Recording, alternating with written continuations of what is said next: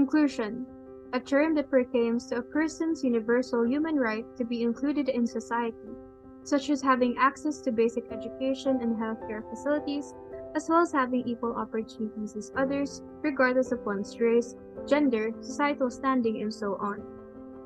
Although the Batas Pambansa 344 requires buildings and institutes to include accommodations for persons with disabilities, some students at PLSU still express dissatisfaction with the accessibility on campus. They claim that the architecture of older buildings does not allow PWDs to access them comfortably. Currently, the school offers 2 programs and services to cater to persons with disabilities, one of which is For the Kids, a program facilitated by the Cosca Love volunteers that provides children with physical and mental disabilities from partner schools a day of fun on the DLSU campus. The program aims to provide an avenue for children to develop open interaction and communication with other volunteers through various activities. The other is the PWD Assistance Grant, a newly implemented scholarship grant made to provide financial assistance for undergraduate students of PLSU, ID 122 and below, with physical and mental disabilities. Although DLSU is slowly bridging the gap toward inclusivity for these people, there are still instances wherein their needs are not effectively met. For instance, the stories of Sergi Aison and Lance Orsos are representative of the implications of the lack of PWD-friendly spaces among the students. Sergi Aison, who lives with hemophilia, finds the lack of elevators taxing, considering how climbing up the stairs is exhausting for him. Due to his condition, he finds himself in the frequent position of catching up to classes, given his many absences and tardiness. In the same matter, Lance Orsos also shares his struggles as someone who sustained injuries in his physical fitness and wellness class. He uses crutches around campus, and because of this, he experiences stress when he needs to move long walks in between classes. Furthermore, the psychological implications of PWD's exclusion include a decline in their mental health as a result of a lack of opportunities. With this in mind, it is important to recognize that having an open and inclusive environment will benefit not only PWDs but also other groups of individuals. Given this issue at hand, the group came up with 4 possible solutions that we as students can do to address the lack of inclusion for PWDs at the LaSalle University and other institutions.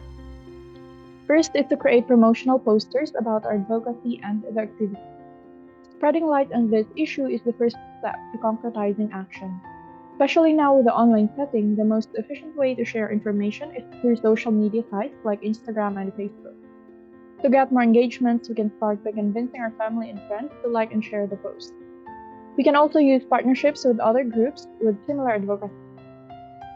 The content of the poster will discuss different concepts under the lack of inclusion for PWDs, including the different kinds of disabilities from physical to mental, to discourage further misinformation and discrimination towards them.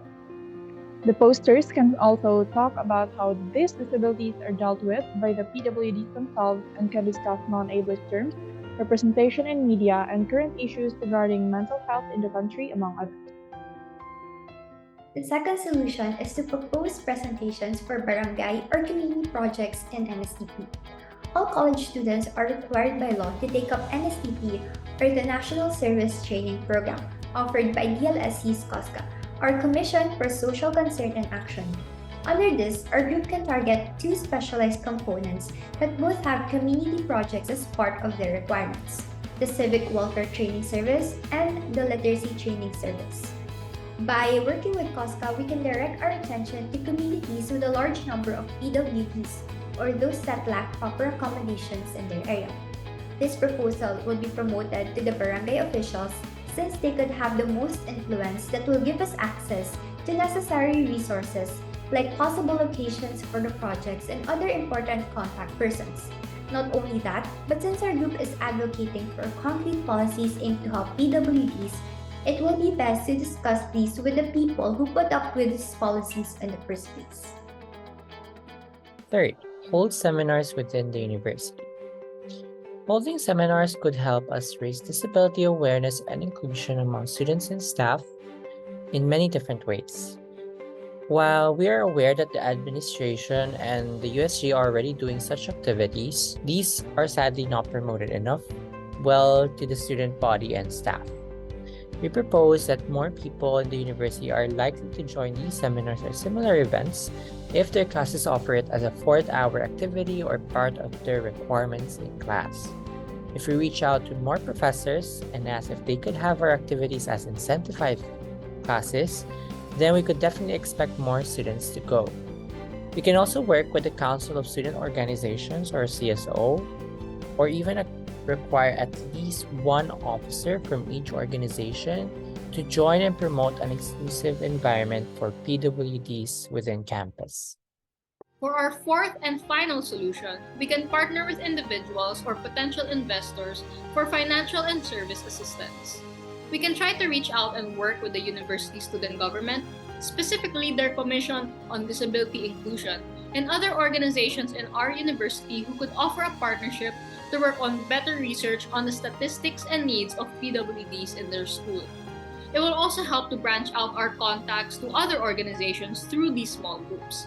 Among these are the Youth for Mental Health Coalition Incorporated, a student-led organization that advocates for mental health consciousness and inclusivity, and the Leonard Shishire Disability Philippines Foundation Incorporated, a nonprofit NGO that promotes educational equality, economic independence, active participation, and inclusion of persons with disabilities in the Philippines. The latter group can especially help with the creation and promotion of policies within the community and focus targets of our group. For possible investors, we can reach out to health-related companies such as Nestle, RightMed, Unilab to sponsor our cause. For service assistance, we can be in contact with InTouch Philippines, a leading provider for counseling services that handles patients with mental issues. As members of the Lasallian community, it is our responsibility to demonstrate compassion and concern for our fellow students and staff members. Each one of us should embody the value of zeal for service, which refers to the willingness of an individual to be of great service to others, especially those who are marginalized. As we transition into a more advanced and developed global society, we must not forget about our fellow students with mental or physical disabilities. In our own way, let us spread awareness, hold events and programs, and call in for change in our university. Together we shall prevail. Animo Lasal.